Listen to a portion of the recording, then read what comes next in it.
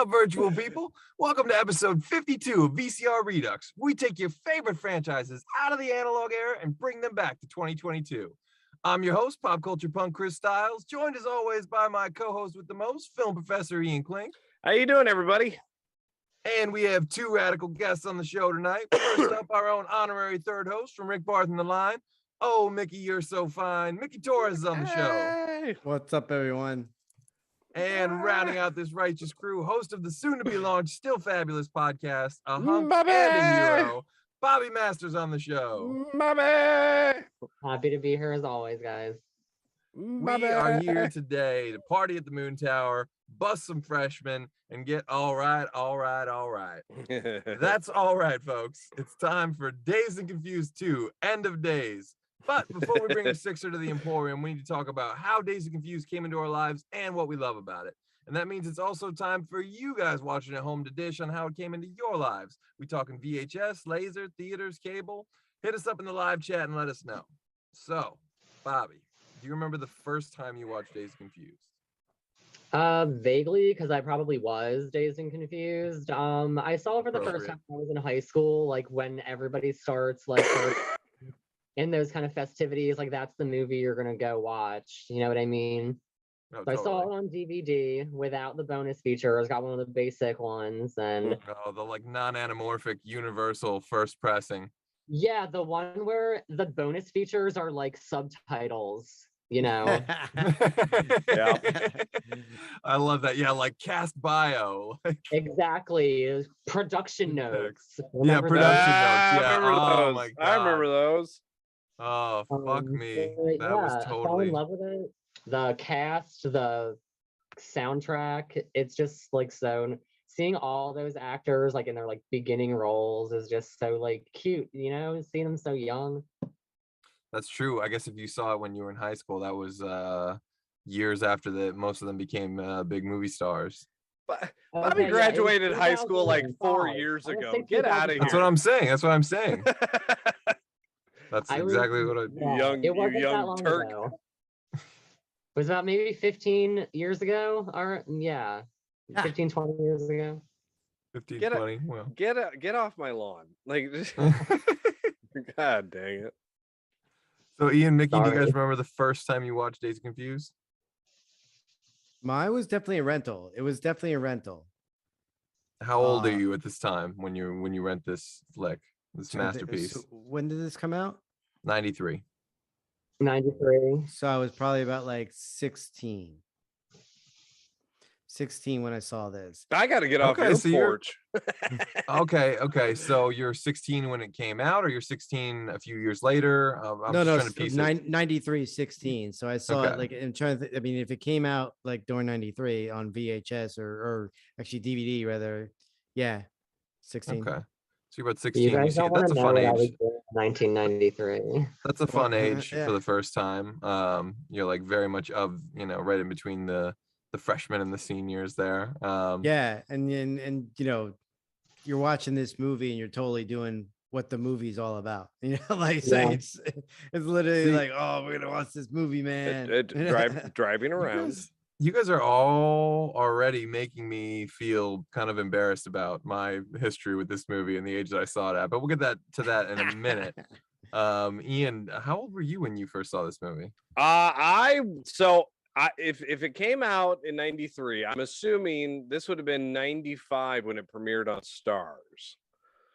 Probably around that time. Around either 94, so it was either 94 or 95 on Stars. I Okay. recorded they had it playing back to back. This is actually why I remember, Chris, I talked to you earlier about this week, but I remembered they were playing Monty Python's Meaning of Life, and Fabulous. I recorded that. That's the first part of the DVD. The second part of the DVD following afterwards was Dazed and Confused. So I recorded both of those. I hit stop. And you mean VHS, I assume. What not did I DVD. say? No, the VHS. I'm sorry. Yes, sorry. So on what was it? What was the speed? EP. EP. For Yeah. long, yeah. Extended play. Extended play. Yeah. So I had that. I had Dazed and Confused, followed by some HBO show, and then the fourth on the VHS was Desperado. Oh wow. And what a veritable feast. but it's like, look, it's like a CD, right? If you made a mixed CD, you always want to hear that song right after. Same thing. If I watch Meaning of Life, I want to watch Dazed and Confused. Watch Dazed and Confused, really want to watch Desperado. Like, it's just what it is. Wow. Well, that is definitely an ode to indie filmmaking of the 90s for sure. Right? Dazed and Confused and Desperado right there. Right? Oh, Yeah. You know, Rob Rodriguez and Richard Linklater, definitely two pioneers, trailblazers, gone on like to if be Mallrats was directors. in the middle of that, it would have been like the perfect. Oh, that would have been perfect. Yeah. Right? Yeah, that would have been perfect. Like mid-90s chef's kiss right there. Absolutely. And I'm sure somebody out there probably has that VHS. They probably have Mallrats and dial in. Right. If you do, please dial in. I'm embarrassed here a little bit because I was about 8 or 9 Why years that old. shirt? Well, first of all, there's already some love. Speaking of this shirt, in the chat, our friend Sean Gold of Gold's Code says, "I love Fandom. I get older and the tropical shirts stay the same." Yeah. So already getting some love in the chat, and Alex Bonafonte, Jeremy Ledford in there. Again, 2 people loving the shirt, so appreciate you guys. Devin Zane's in there, Alex Bonafonte. Just glad. Thanks so much, everyone. Jeremy Ledford for tuning in. Mikey Riffraff there. So I'm a little embarrassed here because I was about 8 years old the first time I saw this movie. And what is that to be embarrassed about? Well, because every one of us was doing the things the people in the movie were doing when they saw the movie. So it's kind of embarrassing to be like, I was doing that stuff that, you know. I was not. I had older siblings. And they were like of high school age or close to it, at least when this movie came out. I think my sister was in high school. My brother was probably like in middle school. But this is, to me, in addition to being a great stoner movie and a great, 420 movie, great movie for the holiday, it's a seminal teen film. Like I put this up there with like The Breakfast Club and Less Than Zero. It's just like, those are like kind of like some of my Mount Rushmore teen films. I would actually put Higher Learning up there as well. Stuff that like, it just scratches just a little bit deeper, like some of these movies than like, say 16 Candles or Can't Hardly Wait, or like the other. I love those movies too. I'm not trashing those movies. I love Can't Hardly Wait. Oh my gosh. Right here. I'm just saying, like Daze and Confused. Dazed and Confused. Let's talk about Can't Hardly Wait. No. We'll do that at some point. But Dazed and Confused, it like asks just like even a few, questions about life, where you're headed, what do you want to do, who do you want to be when you grow up? For real. It deals with some of these concepts, not like majorly. It doesn't like shove it down your throat, but it's just kind of like lurking throughout the background of this movie. And I think that's part of how they captured the tone so well, and why this movie, like, I didn't grow up in the 70s. I didn't grow up in Texas. I didn't like play football or any of that shit.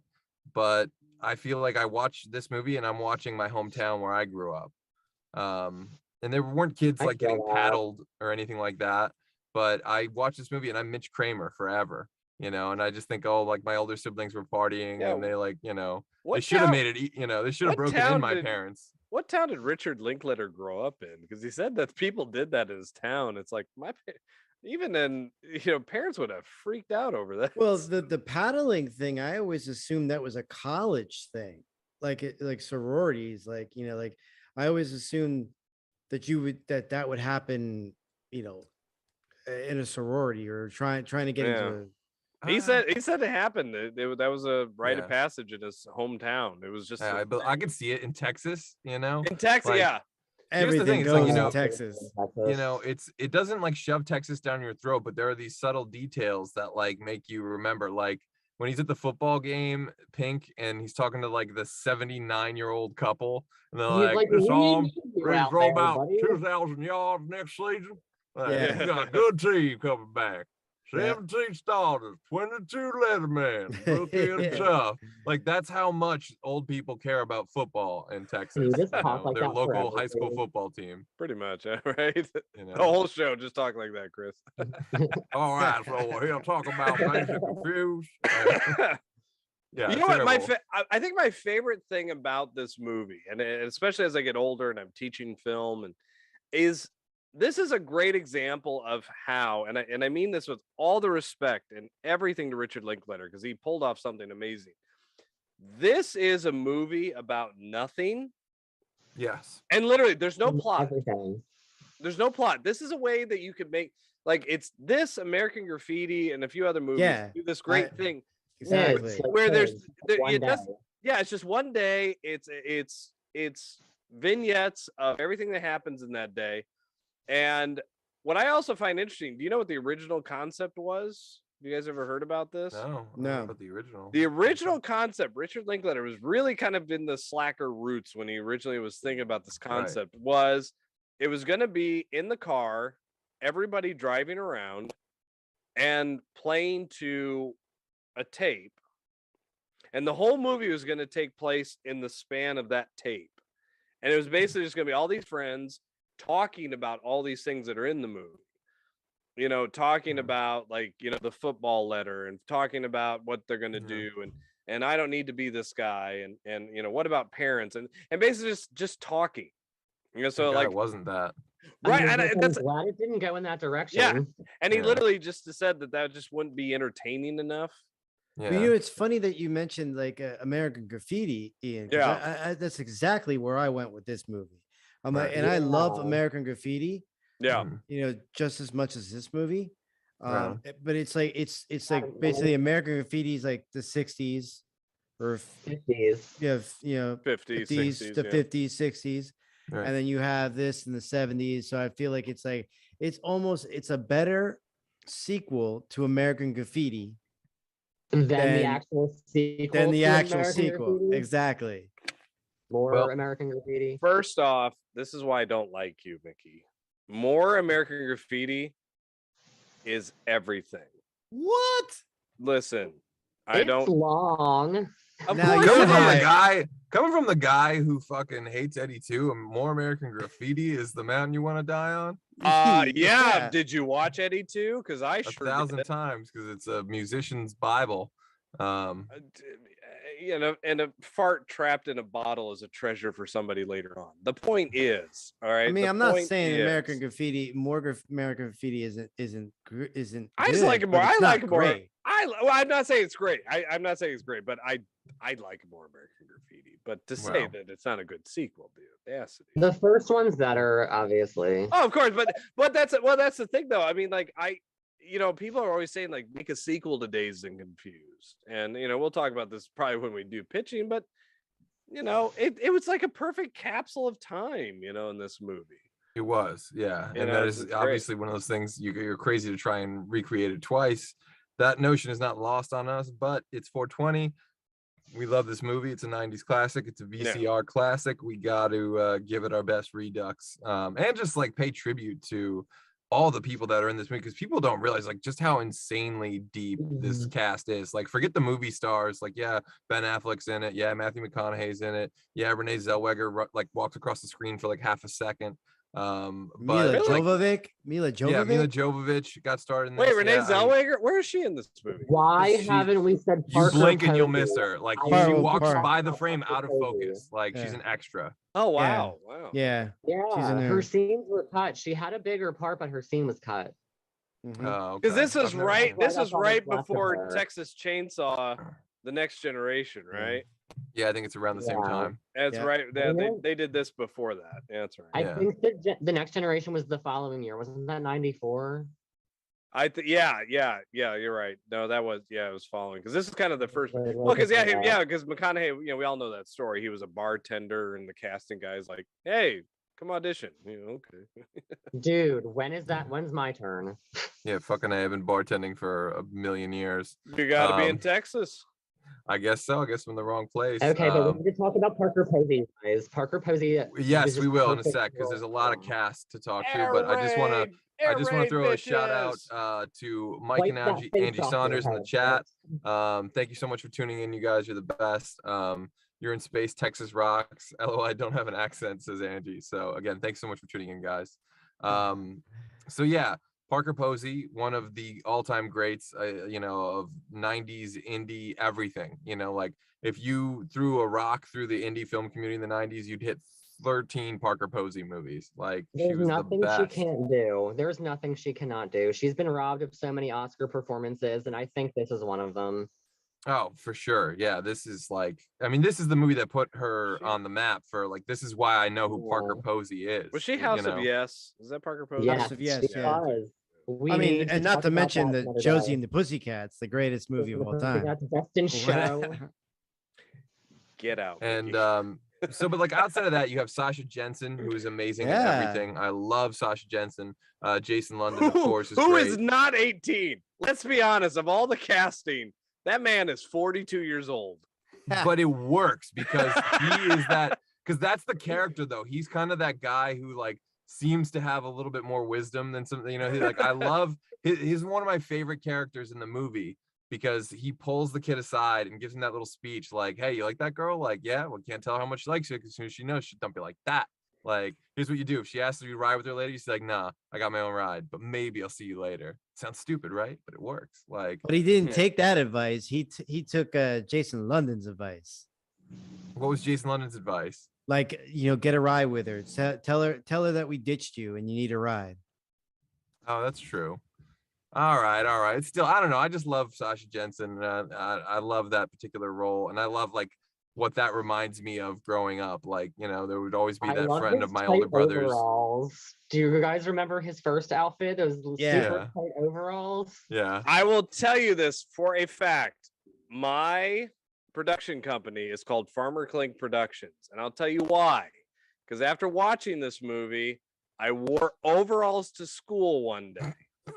All right, this is true. I'm not Yes! making this up. I wore overalls Oh because my of God, I him wearing love this. overalls, and I got made fun of. And the kid was like, "Ooh, what are you gonna call your production company one day? Farmer Klink Pictures?" I was like, "Yes, I am," and I did. The origin Wow. story, finally. That's right. It's literally because of Wow. Dazed and Confused. Love that. Wow. Nice. It may be time to rethink the name. I'm just saying. Farmer Klink. No, heck no. I'm You know, they're gonna telling think you do. They're gonna think you do production videos on like farming equipment. Like, Farmersonly.com. this is the guy to go to for our tractor. Hey, like, do you know how much videos. money you can make on promotional videos and stuff? Heck yeah. Sign me up, John Deere. I think you should make a gas station Klink. That John Denver's full of shit, man. You know what though? It's interesting though, but also because of that. You know what I love and I hate this. I talked to Chris about this the other day. That VHS tape, when I recorded it, I don't know what. Maybe it's because it was in EP mode or whatever it is, but that VHS always looks so grainy to me. It's the EP mode. Yeah, It's all EP mode And looks I'm like telling shit. you, Dazed and You get Confused. more, but at what cost? But see, Dazed and Confused in EP mode looks like a movie out of 1973. Well, But here's if the you thing. watch it on Peacock, like because I just rewatched it again. So if you watch it on Peacock, the streaming, it does look dated. Does it? Does it look Well, grainy? Yeah. Here's the Maybe thing. they just haven't, like, you know, refurbished it. Because the Criterion Blu-ray makes it look so crystal clear. I hated it. Like I The flat first out hated few- it. The first few times I watched it, which were on VHS back in the day, it was like on like a bootlegged copy. Someone had like, it wasn't like a universal, like, you know, official tape. It was like someone had recorded it off HBO or something. And, you know, so I don't even know how it came into the house. It must have been one of my brother or sister or their friends or something. But I watched it all the time. And the first like few times I watched it, I legit thought it was a movie from the 70s. Yeah. And I think Yeah. Richard Linklater would take that as a supreme compliment. But of course I didn't recognize those actors, and later I would go on and see them in various modern things and be like, okay, no, this is definitely a new movie. And I think I even felt stupid because I think my friends call me like, this isn't a fucking movie. This was made like a year ago. Like, oh shit. Well, but that's the beauty of cinematography, and it's the beauty of the whole production of this movie, that it was a love letter to the 70s. And the music, there's fascinating stories about getting the clearances for the soundtrack. And of course, these soundtracks were probably like is fire. I'm getting third-degree burns. It's amazing. Like this soundtrack is one of the biggest albums in like of the 90s. Just period. Like it's just like a defining record. Like so many kids in my hometown, everyone had both. It's one of those soundtracks where they do two versions, like a little bit more, even more Dazed and Confused or whatever. And the soundtrack probably made 20, 30, 50 times the money the movie did. Linklater says that this movie was the worst of both kinds of movie making between studio and independent. He's like, you had all the studio interference and meddling, but then they didn't roll it out like a wide studio movie. They eventually didn't believe into it, and they dumped it in, like they released it like, like an indie movie. So it didn't make a big splash at the box office. Obviously gone on and became a huge cult film on VHS and DVD. But another cult film is referenced in the chat from our buddy Sean Gold. Keeps on referencing The Stoned Age, which is kind of like a schlocky almost sequel, which is a great movie, and I do love The Stoned Age. He also says, I don't want to make you feel old, but if you did a sequel and set it in the modern day, it would take place in 2006. 2005. That's when I started high school, so I would be Mitch Kramer. Like that would be my story. Oh wow, that is amazing. You are so damn young. Some love and quotes in there. You just got to keep living, man. Devin Zane says Matthew McConaughey graduated here where I currently live. He went to school with my aunt as well, down here in Longview, Texas. There's some love for Singles being of the last great generational coming of age comedic drama. Singles was great. It was. Yeah, chat's really going. Dumb and Dumber Love, Another great soundtrack movie. I will say this, I do appreciate the soundtrack for doing one thing that I'm forever grateful for. It introduced no re-recordings. Well, not that, but it introduced the world again to Black Oak, Arkansas. Oh my God, I knew this was coming. And if you don't know Black Oak, Arkansas, go spit, because that is the greatest band of the 1970s. My mom had very all underrated. Very underrated. But Lord Have Mercy on My Soul is the song that plays when Ben Affleck gets the paint on the shoulder. Right. Yeah. And it's the perfect song. It's the perfect moment for him to get splashed on, and for that song to just pick up right there. I love it. This movie perfectly chosen, like for the songs, and like what I've noticed about the 70s is every movie that takes place in the 70s, when something sad's about to happen, it's ooh, love her. Nazareth. Nazareth. Yeah. Every time something sad's about to happen, but it happens during the dance. Love hurts. Ironically, the great songs that we know and love from this movie are the songs that they could afford and they could get. There are other songs that they wanted and they were turned down. Jimmy Page and Robert Plant couldn't agree about which that they wanted. Dazed and Confused, and they're like, no, you can have this one. No, you can have that one. They could, between the three of them, they could never get on the same page. So that's I always why there's wondered no that. Zeppelin. Yeah. I always wondered Zeppelin like this movie, like, the soundtrack was awesome and everything else like that. But like after this movie, there was so many movies that kind of like copied this. I mean, you had Detroit Rock City, The Stoned Age. Yeah, Stone Age. You had even like Wet Hot American Summer in a way, That 70s show, even kind of a little bit. Yeah, for sure. Oh, you don't have that 70s show without Dazed and Confused. I'm thoroughly convinced. Oh, no. Well, again, like the 90s were culturally lost, right? You have like the early 90s, which is like the 80s part 2. And then you have like for a second, you have like grunge maybe seeming like the thing that's gonna take over. And then people are like, this is too depressing. So like 70s nostalgia got really big in the mid 90s, and then 80s nostalgia got really big in like the later half of the 90s. Yeah, that's when Nick at Night started. Yeah, and you had like Wedding Singer, Grosse Point Blank, Romeo and Michelle's High School Reunion. And then by the 2000s, Nick at Night was showing 80s shows. Nick at Night was showing Family Ties and I was watching the Facts of Life on Nick at Night in the year 2000. Yeah. See, but that's funny because our Nick at Night was, Leave It to Beaver, My Three Sons. I was watching Lucy, I was watching that too. I was watching I Love Lucy in 1996. Don't get it twisted. Nick at Night had some fucking fire. I could just watch Nick at Night like bumpers on a fucking YouTube playlist for a long ass time. Well, then it became TV Land, you know. So TV Land was basically Nick at Night. What we remember but Nick at Night on. Yep. But now you turn you it had on, Full House on there too. Yeah. now you turn it on, it's like 8 Simple Rules or something made in the year 2005. Yeah. It's just like what? Well, No, there's give me actually my free important. time. There's a very crucial disclaimer in the chat. Alex Bonfante says, "Beware, the Stoned Age is not the lame National Lampoon's Stoned Age. That movie sucked." Point taken, and thank you for the heads up for everyone, Alex. Good call, my friend. Alex, 2 people in this world know that movie. You're one of them, and I love it.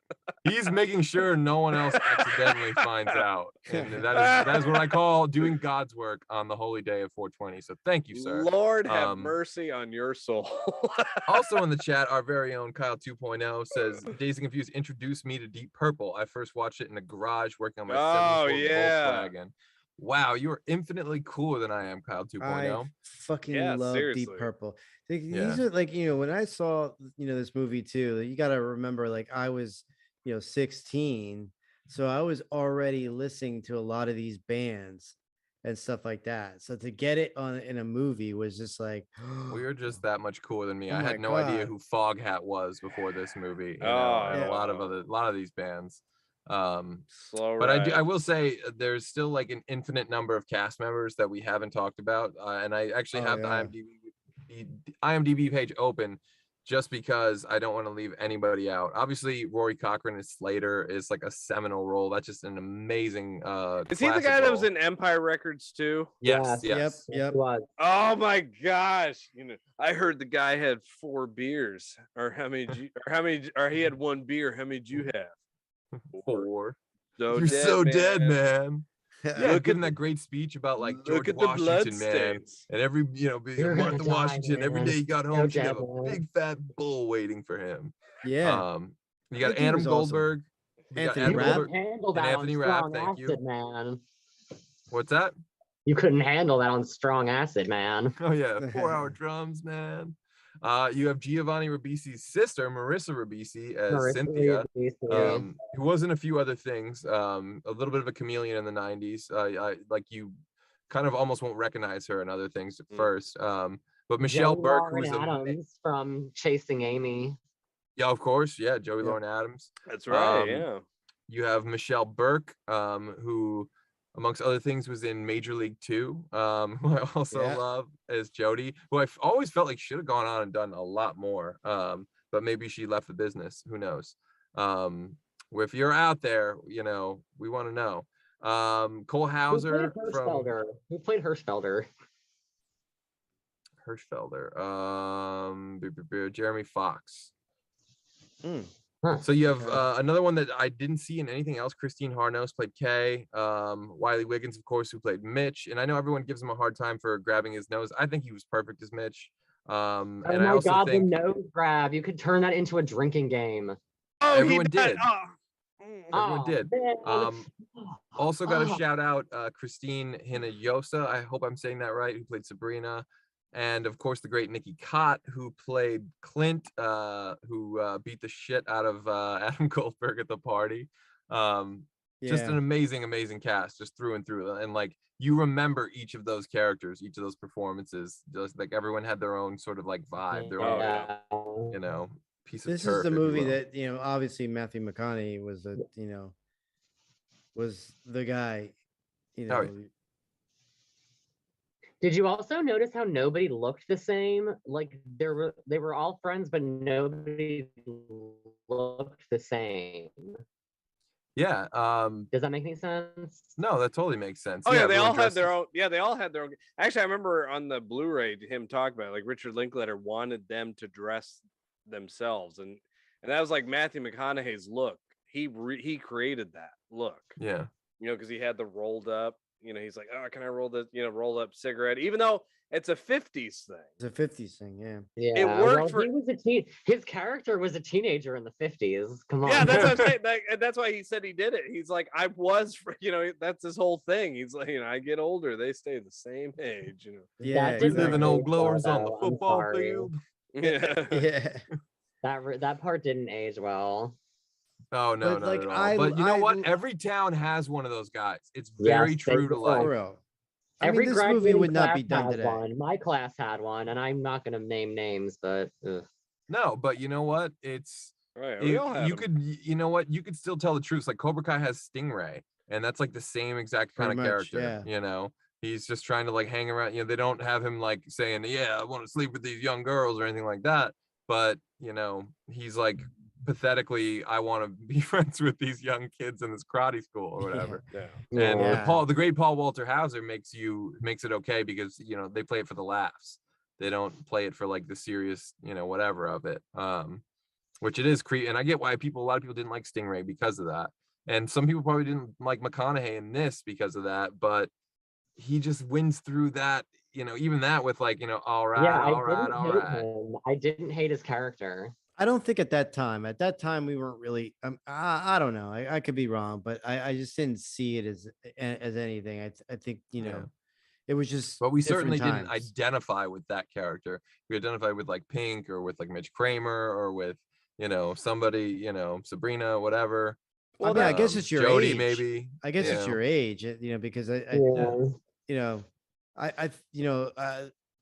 Jason London's character I probably related to, but I also like to a certain extent, I hung out with a lot of older kids, Oh yeah. so I I- knew people like McConaughey. I told Chris Yeah. I told Chris this story. Like I remember specifically, and again, I won't name names. He knows who he is, but great guy. You know, guy I hung out with as a freshman. He was a senior, right? And it's like he was, you know, to a freshman, he was, you know, Thor. Like, you know, he was, you know, he did everything. And I remember specifically one night he wanted to get his girlfriend flowers. It's 3:00 in the morning. There's no flower shop open. What's he do? We go around driving around town. He picks dandelions, gets a bouquet, and at 4:00 in the morning, knocks on her window, and I kid you not, goes, "Got these for you." Hands it to her, blows her a kiss, and gets in the car, and we speed off. Like, it's like that was like a Dazed and Confused moment. It's like this is everything. Like Yeah. this is who I want to be when I grow up and drink milk and like get bigger. Like this is who I want to be. I don't know You why, know? but I like this story even more the second time around for some reason. You know, like I love that story. But that's what I love about Dazed and Confused. It's like even though it's set in the 70s, I think we all could agree to this. We all know these people. We all know 100%. these characters. Yeah, like it's weird to say, but these characters are in every generation. Especially if you come from a small town. Oh yeah, there's always a Ben Affleck. There's always that jerk who fails. And like You know, every little bit of parenting that you see is real in the movie too. Like I love when Prickford's dad comes up. It's like, you guys don't know anything about a party here tonight, do you? Like, no, sir. He's just no. And the mom who's just so like aloof and oblivious to like everything. He's up in there somewhere. Wait, you guys in here? I got a shotgun pulled on me. Yeah, I love the fact that the mom pulled a shotgun. Oh yeah, great. Oh, I'm so like, the but kid that's, is- that's and so the kid's Texas. mad. So He's- Texas. He's mad that she pulled a shotgun. It's like, Mom, Yeah. I Right? want to get mean, beaten. Like, yes, bitch. Yes, please. Because he knows. Because O'Bannon's he knows like he'll get it telling twice him, as like, bad later. yeah, you're gonna get it. You know, you're so fucked. You're so fucked. Yeah. Oh, I saw that, you little sacks of shit. Yeah. You two are fucking dead. You hear me? You fucking dead. But you know what's funny is like Ben Affleck trying to hide the Boston accent. It's I don't know. so he's still got like the Boston kind of like vibe or I don't know if accent I ever picked in a up on way. that. I didn't catch it. I Yeah. didn't notice that. If you watch Goodwill I Hunting, will now. I will now watch if you watch it. if you watch Goodwill Hunting and then you like go back to Dazed and Confused, you're like, oh yeah, okay. Because he was he had that accent still. The only person who has like a Texas accent in the movie is fucking Matthew McConaughey. McConaughey. Pretty That's much. it. because he And that's is just because from that's how he Texas. sounds, you But know. isn't he from Texas as well, or like Probably. Yeah. Sure sounds like it. I like Yeah. that. you know. I like the one friend who has the red hair, kind of the red afro. Mitch. Yeah. We're looking for you, yeah. Looking for pal. you, Yeah. pal. Well, Secondary characters that don't really have much of a storyline, but they're Yeah. still Nobody there. does. The only storyline that's kind of really all the way through is Pink's football letter, which some Basically, odd yeah. reason he That- doesn't. And Mitch and kind Mitch of is coming of age. coming Well, of Mitch is age. coming- Yeah. coming of Mitch age, and yeah. Sabrina. Which Sabrina. why he doesn't want Yeah. to sign the letter has always been fascinating because it's really, and again, like script writing, teaching script writing, that's an amazing MacGuffin. You Oh know, yeah. because it really has nothing to do And with they the came up with movie. that last too. That was like the Really last. Is that piece of last script. really? Yeah, Yeah. interesting. What But you also- know what wasn't clear, or like, I mean, I don't know if it was, maybe I missed it or whatever the case may be. It was, everybody had to sign that letter, or whatever the case may be. But if you didn't sign that letter, it didn't mean that you can't play. Yeah. Yeah. Well, So I everybody just like did that, it. that- Everybody did it just because, like, oh, we're doing it, and that's yeah, the we're just thing gonna do that- it. Get the coach off your back. that's yeah. that's Yeah. that's the thing that's so cool about this movie and about the storytelling. Is like Mhm. Jason London's character literally, like, at the end when he crunkles it up, he's like, I'm not gonna sign your letter. He's like, and I may play ball next year. I don't know, but I'll never sign your letter. that, yeah. I'll never sign that. Oh, it's and that's great, and yeah. it's literally, what are you gonna do? The coach isn't gonna if the star high school football player Yeah. wants to Of play course. senior year, when you have a chance to win, state championships and stuff like that, coach ain't gonna say like, no, you didn't sign the Yeah. letter. He's gonna be He's like, gonna want to win, yeah. exactly. He's gonna be like, all right, course. and he knows that. Like he knows that. He's like, fuck you. He's like, you're gonna let me play if I want to play because you want to win. This whole True. town wants to win, and Yeah. it's like literally like, in a way, that letter was like an albatross on him. Like the pressure of the town, the pressure of, like, the parents and coaches and stuff like that coming down on him, forcing him to have Mhm. to be this way. And he just and like McConaughey said, you gotta live. He's like, you gotta live, because like McConaughey, You got to do what Randall Pink Yeah, Floyd yeah, wants to right, do. yeah. exactly, because McConaughey lived that life. It's just one more decision they're gonna try and make for you. Yeah, that Yep. makes okay. That kind of answers my question I was gonna ask, because at the end when they get caught on the field, he calls the coach and not their parents. Yeah, of course. The I'll coach tell you- is I'll the tell you coach is basically the mayor in that town. Yeah, small That's town. like the way it works. Small town like that, Texas High school football, yeah. Not even Texas, anywhere like Coach Iowa. is bigger than the mayor. You know. I don't know what a Your sport parents is, could say crap, but if they call the coach at school, Yeah. you like I've never Wonder seen what people coach line gonna up think fast. all this. Because they leave it up in the coach's hands, as far as, like, if the coach wants to go to the parents, then cool. But if the coach wants to sweep it under the rug, that's on you. And they know. So, well, it is on us, unfortunately, to try and pitch some way to follow up this masterpiece. We are quite a bit past the half-hour part. So I do want to remind everyone watching that it's also time for you to hit me with your pitches in the live chat. So if you've got a take on this movie and some way you think you can continue the story, by all means, we want to hear it. And we'll try and incorporate it into our own pitches. Again, it's almost impossible. You can't, I mean, these actors, none of them, it's been, almost 30 years now. So you can't have these actors playing the same, you can't just be like, it's the next day, later that night or early, whatever. Morning, hungover, and just pick up where we left off. Yeah, they all have aged great, but let's not get crazy here. So we can't pitch that. So you either have to keep the cast and roll time forward 30 years, which then puts you in the 2000s, which I don't think is very fun. Or you stay, and I dare even say it like this, but take almost like a Sandlot sequel approach where it's like set in the same town, right? And I thought about this. We were talking about names and it's like End of Days. And I thought, well, what if at some point it could be a year later, 10 years later, 20 years later, but at some point they're tearing down the moon tower where all the kids have been partying in this town for like decades, and they're building maybe a shopping mall there or something, relevant of whatever. Like if you did in the 80s, it would definitely be a shopping mall. If you did the 90s, who knows what it would be, but You get the point. Like, and I think that A Frogurt shop. Froyo, yeah, TCBY. It's So it'd be 91. like so it'd be like a high school reunion, and they're Oh, all where? No, not a high school reunion. Oh, right. You just oh, someone's. I think you're breaking up a The little bit, high Bobby. school reunion thing is just like a basic go-to. Do you know what I mean? It's like a big It's what? like, you know, they're in high school. Oh, we're gonna make the sequel. Bring them back for the high school reunion. So I like, I feel know. like that's kind of like a cop out. Well, Yeah, I would- the problem is you Give me and- something I'm not expecting. see, and I agree with Bobby. The problem is you do a sequel like this. Obviously, at this point, if you did it today, if you replaced everybody and made it like the next day, who's gonna Crap, fill in yeah. who's gonna fill in the shoes of Matthew McConaughey? So Yeah. you're not gonna do that. Yeah. So it would have to be this, but the two cliches that have happened is Bobby's right. One is the high school reunion, Mhm. which has been done 1,000 times. He's right. Yeah, We've all lame. done that. Or it's the big chill funeral approach, which again has been done how many times? Yeah. How do you bring both of those ideas for other films that we've talked about?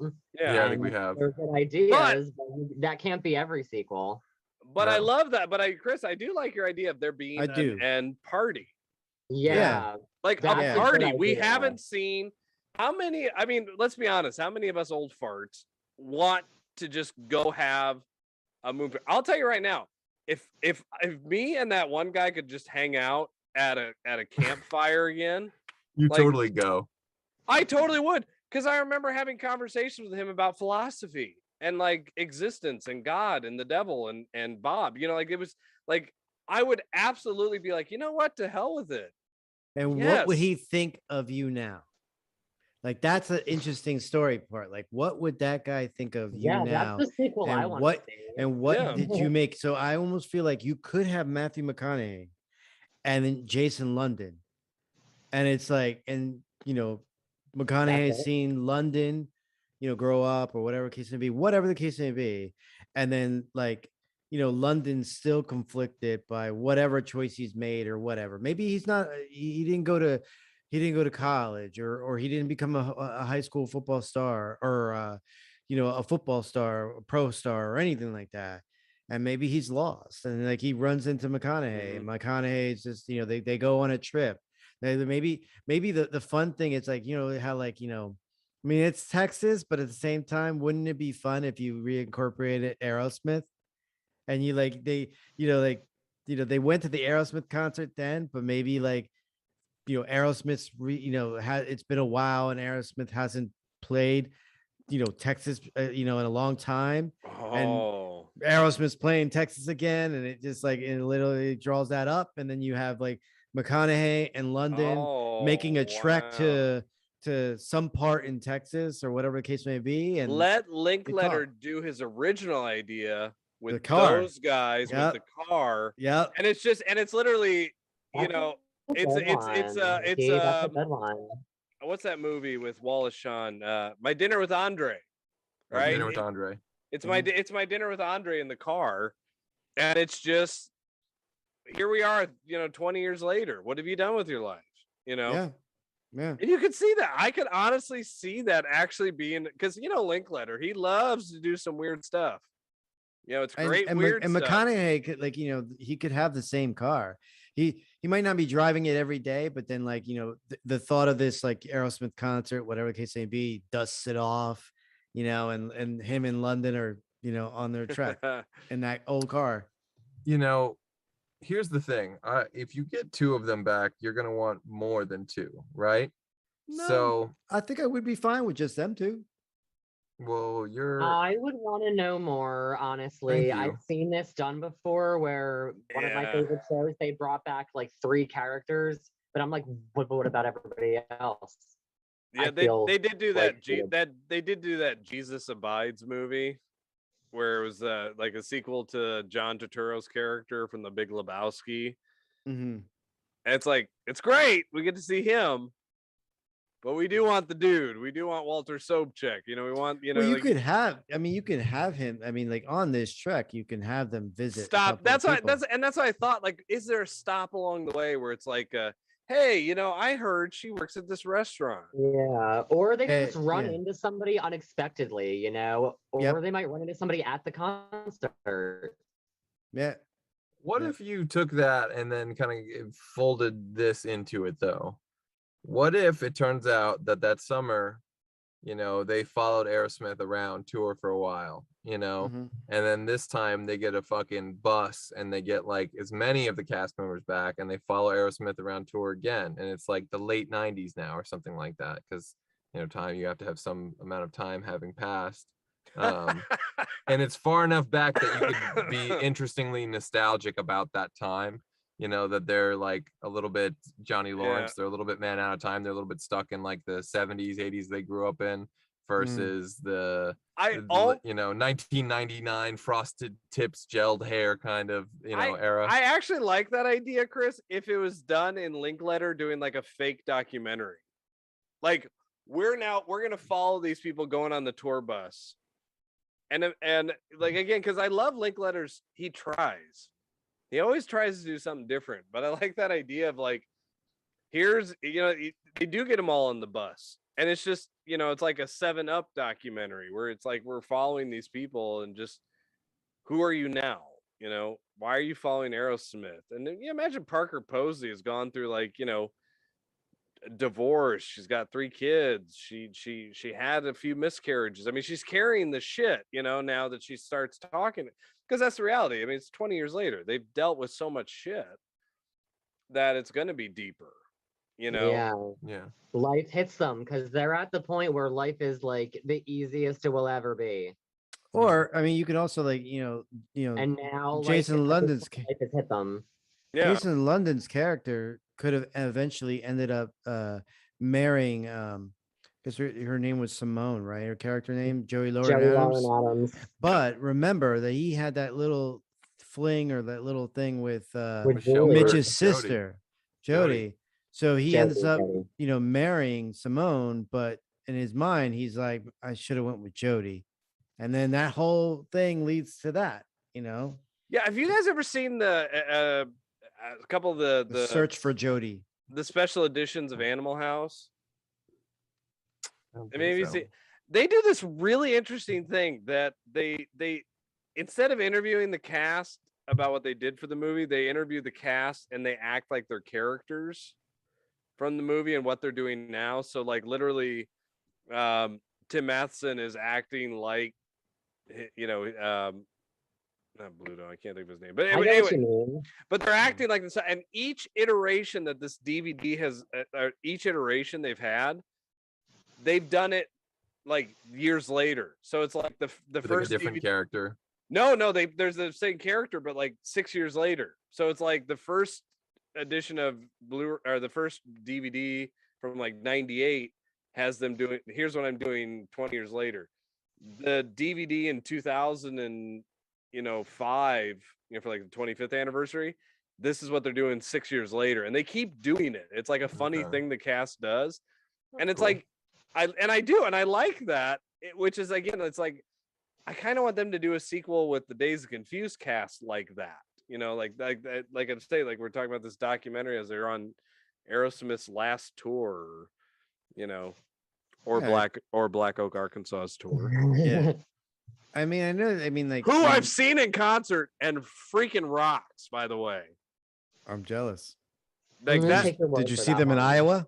No, I saw them in Illinois. It was like the southern part of Illinois, but man, they were killer. Nice. I believe it. You know. Well, I know it's a cop out that they could all be parents now, and we say that a lot on this show too. But in reality, the bulk of them probably stayed pretty close to that hometown and had kids in that same town. You live and die in that town. Yeah. Oh, yeah. Like, but I mean, like, I mean, that's probably never. Some of them probably never left. Right. That's what I'm saying. Yeah. Now I love all these ideas, and I really would love to see a movie with McConaughey and London, with their characters just going through and visiting people, whatever the case would be. I love the car idea. I have to admit, the car thing's cool. But this, it's a good idea, Mickey. But this movie is so good in how it is that I don't want to see a sequel to it.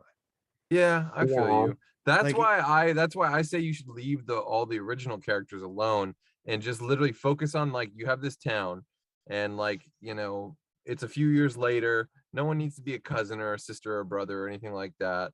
But again, like the end of the It's like moon a tower, whole new like, generation. yeah, a whole new generation. Like, and again, Days you and can go Confused, the next generation.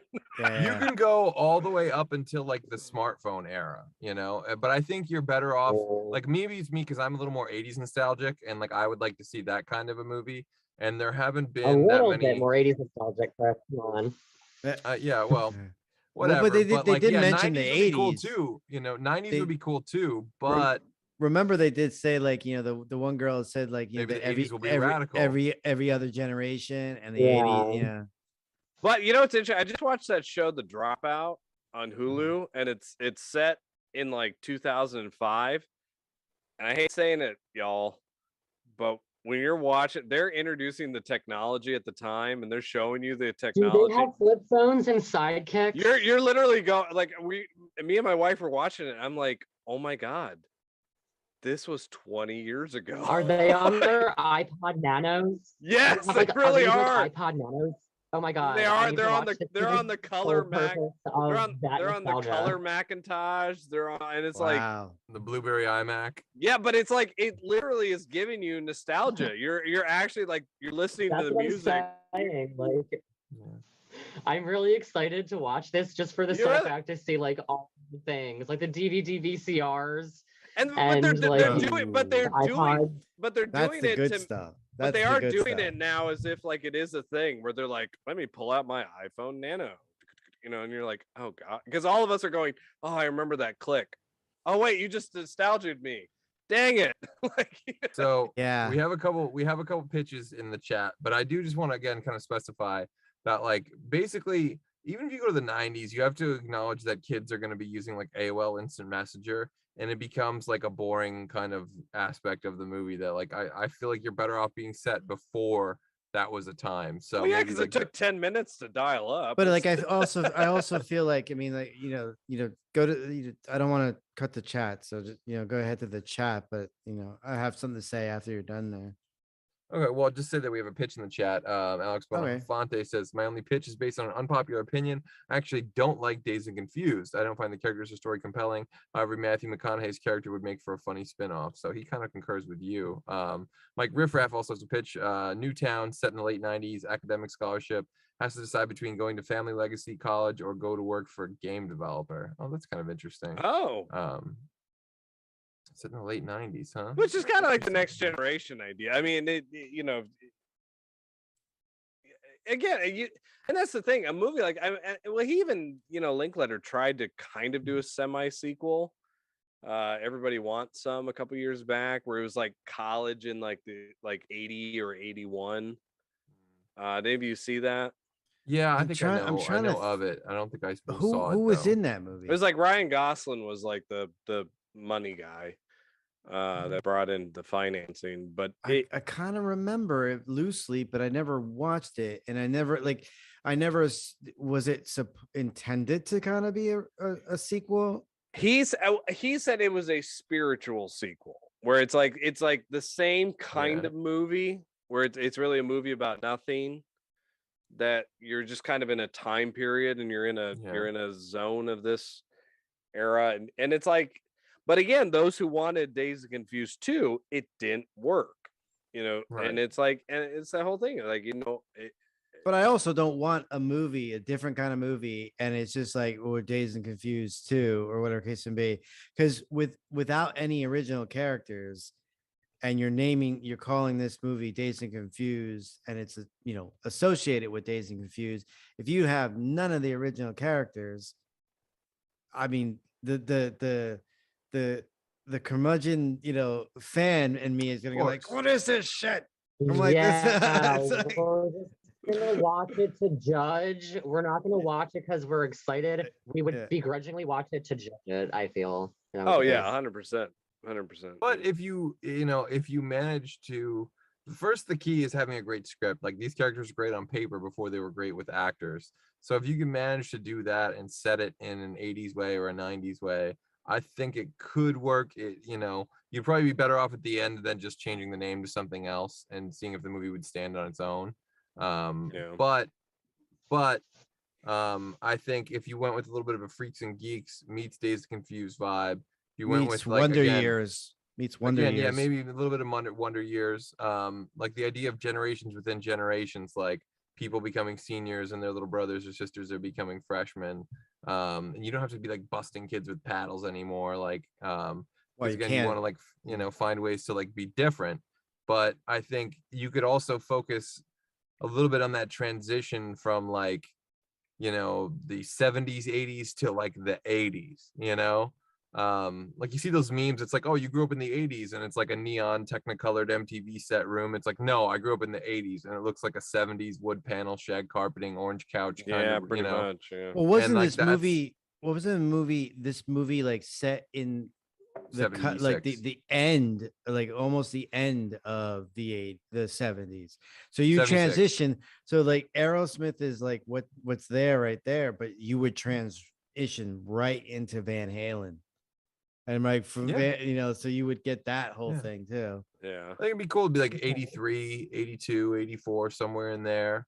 Like as kind of things are culturally changing, and that gives you like different cliques of kids and things to work with. So you have like, maybe like the new wave Duran Duran looking kids, and you have maybe the fucking hair metal, like, Burnout kids. And then you sort of, have different cliques and different things. And I don't know, I think, they still party at the Moon Tower and they still do the same old shit, but it's the 80s, so you can ramp it up a little bit. Like now there's fucking cocaine, and that's like, not cool.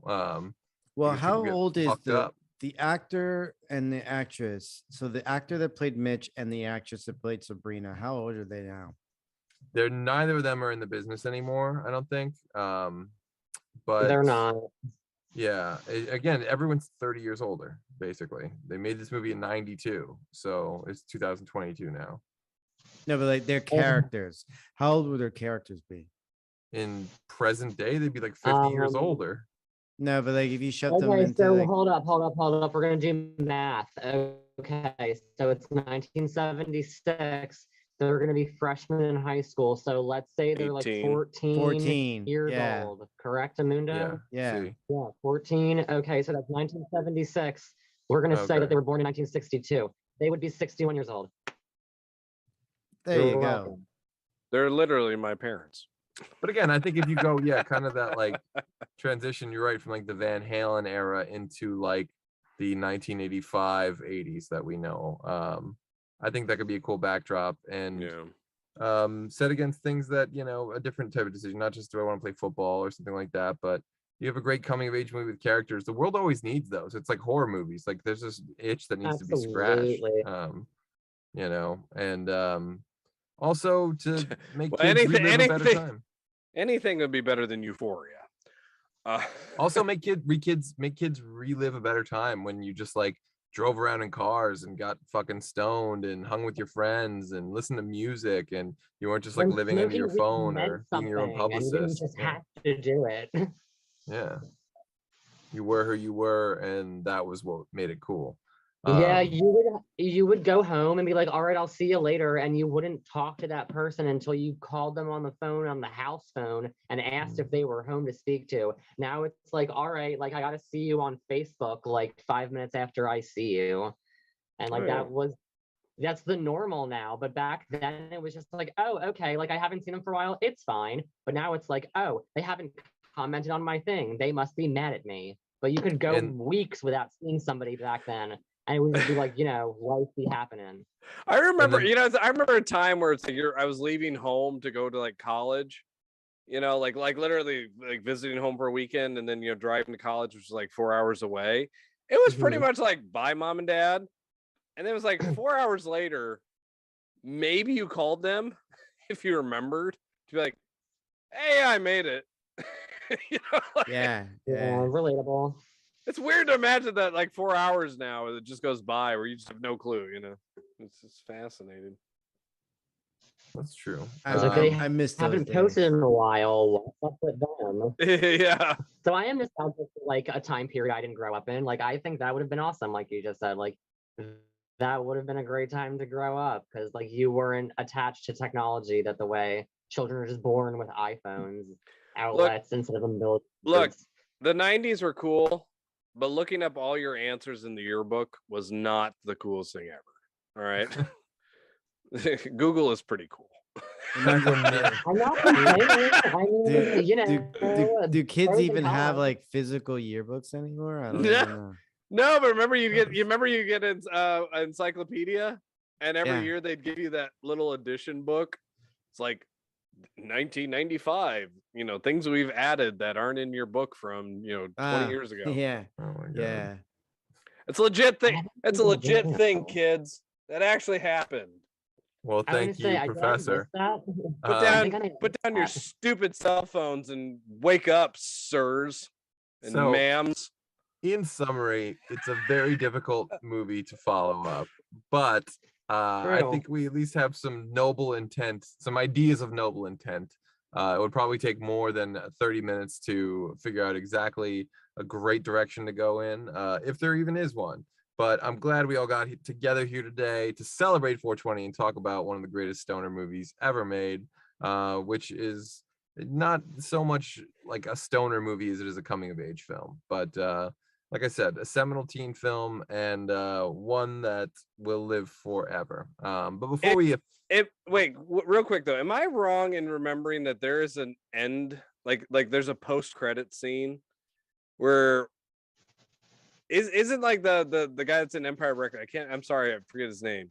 later, Yeah, isn't he like talking at the end of the credit scene? Like he just pops in at the end and like says something. I don't think so.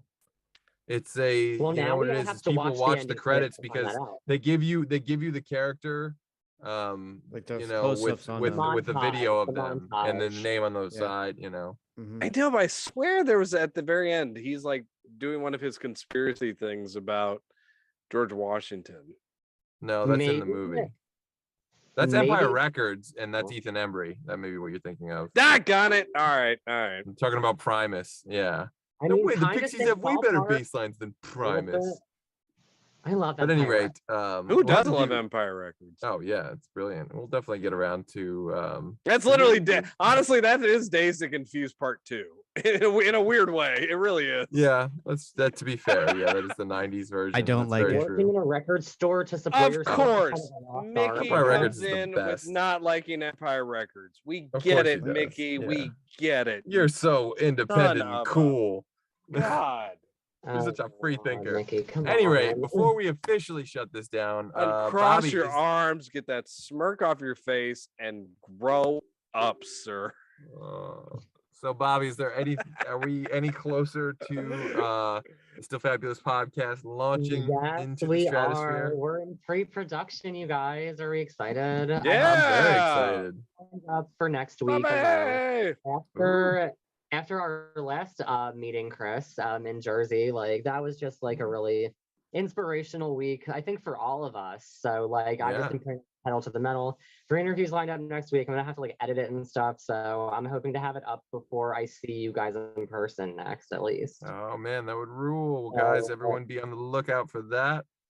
Mickey, Ian, anything in the works? You guys, articles, shows, anything? Nope, nothing for me. I'm just building my house, so to speak. Building his house. Well, we're all very stoked and very proud that you're doing that, my friend. Lighting the way for the rest of us. Ian, I think you just dropped a article on I can't remember. What was it? Congo. Congo, thank you. I love Congo. Nice. If you have ever Yes. wanted to know what a movie feels like when you find a golden treasure at the thrift store, read my article review on Congo, one of the greatest movies from the early 90s. You can say Dazed and Confused, you can say Empire Records. It was Heck, 95, my friend. You That's as can mid as it gets. you can even say, outrageous fortune. The point is, Congo is everything you've ever needed to know about filmmaking and why this world is a better place because of that movie is in this article that I've written. So check that out on Fandom Spotlight. It's the best movie I've ever seen from 1995 that was also called Congo. It's certainly the best movie that has a talking gorilla. That's questionable, but no, I love Congo. I'm just joking. I'm gonna go watch that now. Actually, we just lost Ian a little bit early. That's right. Well, at any rate, you Fandom fans might want to tune into tomorrow night's Moon Knight panel hosted by Fandom Spotlight's own Jazz Bealby at 9 p.m. And of course, we want you back next Wednesday at 9 p.m. when the dude abides for our Big Lebowski episode. As always, if there's a particular movie or TV franchise that you want us to cover on a future episode, let us know in the comments section below. And since you're already doing that, you might as well go ahead and like, subscribe, and follow Fandom Spotlight, the Hollow Knight Network, Pop Culture Punk, and keep your eyes and ears on the lookout for the still fabulous podcast. Till then, follow me right here at Bob Faggot. That's right. And until then, back up those Betamax, rewind those Laserdiscs, and we'll see you at the movies.